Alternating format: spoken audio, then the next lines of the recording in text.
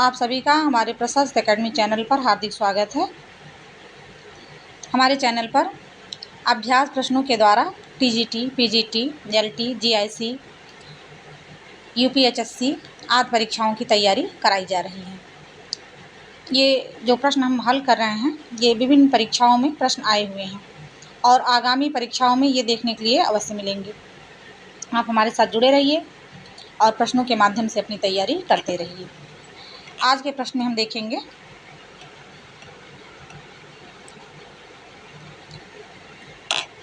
निम्न में से कौन सी रचना अमीर खुसरो की नहीं है। जब नहीं है तो हम जरूर टिक करेंगे नहीं है। इसमें पहेलियाँ तथा मुकरियाँ, दो सुखने और खालिक बारी ये रचना अमीर खुसरो की है, जबकि पुरुष परीक्षा जो ये रचना है ये विद्यापति की है। विद्यापति की है। विद्यापति ये आदिकालीन कवि हैं और इन्हें मैथिल कोकिल कहा गया है। पदावली इनकी जो रचना है, पदावली रचना के आधार पर इन्हें मैथिल कोकिल कहा गया। मैथिल कोकिल।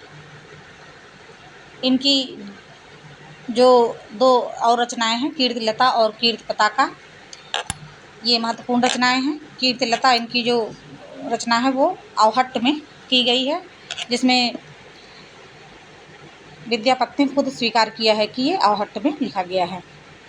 पुरुष परीक्षा इनकी जो रचना है वो संस्कृत भाषा में लिखी गई है। इसके अतिरिक्त इनकी रचना गंगा वाक्यावली है, वो भी संस्कृत में लिखी गई है।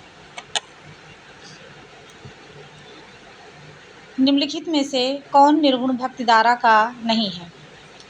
निर्गुण भक्तिधारा के कवियों के बारे में पूछ रहे हैं तो रैदास, कबीर, नानक, दादू दयाल, सुंदरदास और रज्जब ये सब निर्गुण भक्तिधारा के कवि हैं, जबकि विद्यापति आदिकाल के कवि हैं। आदिकाल के कवि हैं। इन्हें विद्यापति को मैथिल कोकिल, अभिनय जयदेव तथा खेलन कवि की उपाधि दी गई है। और एक प्रश्न आता है कि विद्यापति किस संप्रदाय के थे, तो विद्यापति शैव संप्रदाय के थे। फिर अगला प्रश्न देखिए, गोरखनाथ का समय 11वीं शती है, यह मान्यता किस विद्वान की है। 11वीं शती पीताम्बर दत्त बड़थवाल ने इन्हें 11वीं शती का माना है, जबकि राहुल शंकराचार्य ने इन्हें 845 ईस्वी और हजारी प्रसाद द्विवेदी इन्हें 900 ईस्वी का मानते हैं। और डॉक्टर पीताम्बर दत्त बड़थवाल इनके 14 ग्रंथों को प्रमाणित मानते हैं और गोरखबानी नाम से इनके ग्रंथों का संपादन पीताम्बर दत्त बड़थवाल ने किया है। और मिश्र बंधुओं ने इन्हें हिंदी का प्रथम गद्य लेखक माना है। तो इतने एक प्रश्न से हमें कितने प्रश्न मिले। राहुल शंकराचार्य के अनुसार इनका समय 845, हजारी प्रसाद द्विवेदी के अनुसार 900 ईस्वी और पीताम्बर दत्त बड़थवाल के अनुसार 11वीं शताब्दी। और पीताम्बर दत्त बड़थवाल ने गोरखबानी का संपादन किया। कितने ग्रंथों को प्रामाणिक माना, तो 14 ग्रंथों को प्रामाणिक माना। मिश्र बंधुओं के अनुसार हिंदी का प्रथम गद्य लेखक कौन है, तो वो है गोरखनाथ। और गोरखनाथ के गुरु कौन है, मत्स्येंद्र नाथ। तो एक प्रश्न के माध्यम से हमें 6-7 प्रश्न मिले। नाथ पंथ सिद्धों की परंपरा से ही छट कर निकला है, यह कथन किसका है। यह कथन है आचार्य रामचंद्र शुक्ल का।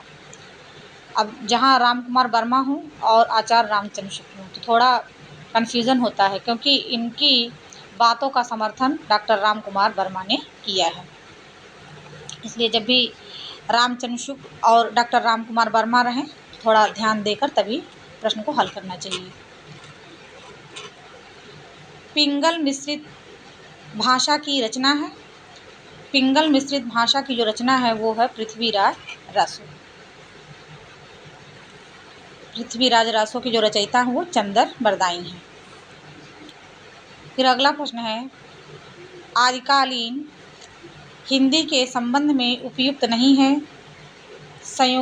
संयोगात्मकता की ओर झुकाव, ऋणाध्वन का विकास, संयुक्त स्वर अ का प्रयोग। तो इसमें सही नहीं पूछ रहा है, संयोगात्मकता की ओर झुकाव नहीं था, क्योंकि जो संस्कृत भाषा थी वो संयोगात्मक थी, उसके अतिरिक्त प्राकृत भी वो संयोगात्मक भाषा थी। तो ये कथन सही नहीं है। ये जो है अपभ्रंश की ओर इसका झुकाव था, तो ये कथन इसीलिए इसका गलत हो जा रहा है कि ये संयोगात्मकता की ओर नहीं बल्कि अपभ्रंश की ओर इसका झुकाव है। अपभ्रंश वियोगात्मक भाषा है जो हिंदी के नज़दीक है।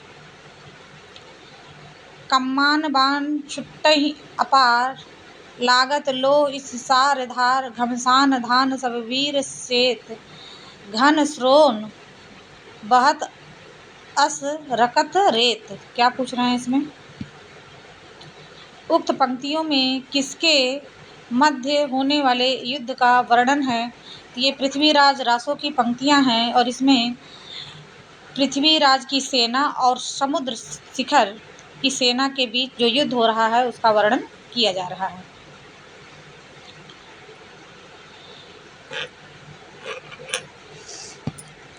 पृथ्वीराज रासो और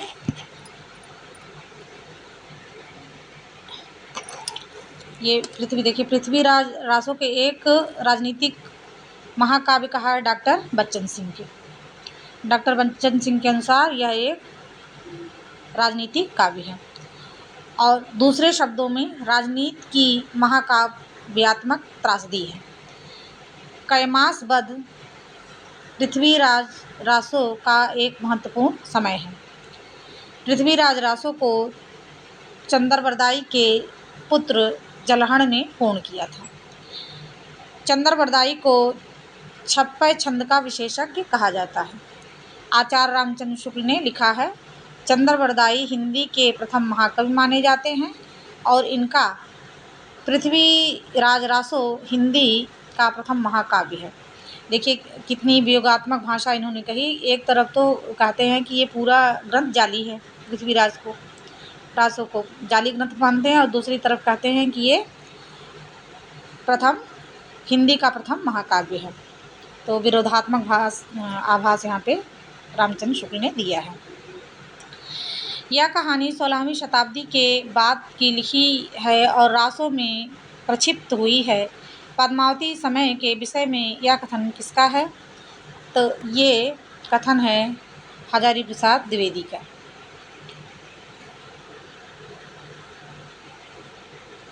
हजारी प्रसाद द्विवेदी का कथन यह पद्मावती समय के विषय में है।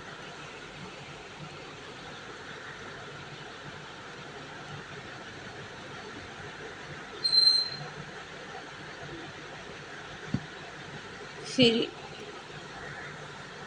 यहाँ देखिए हजारी प्रसाद की जो आलोचनात्मक रचनाएं हैं, सूर साहित्य, हिंदी साहित्य की भूमिका, कबीर, हिंदी साहित्य का आदिकाल, सहज साधना, कालिदास की लालित योजना, मध्यकालीन बोध का स्वरूप। पद्मावती समय जो है पृथ्वीराज का 20वां सर्ग है और चंद्रबरदाई ने श्रृंगार, वीर, रौद्र, बीभत्स एवं भयानक रसों का सजीव यथार्थ चित्रण किया है। पृथ्वीराज रासो में कुल 69 समय हैं और 68 प्रकार के छंदों का प्रयोग इसमें किया गया है।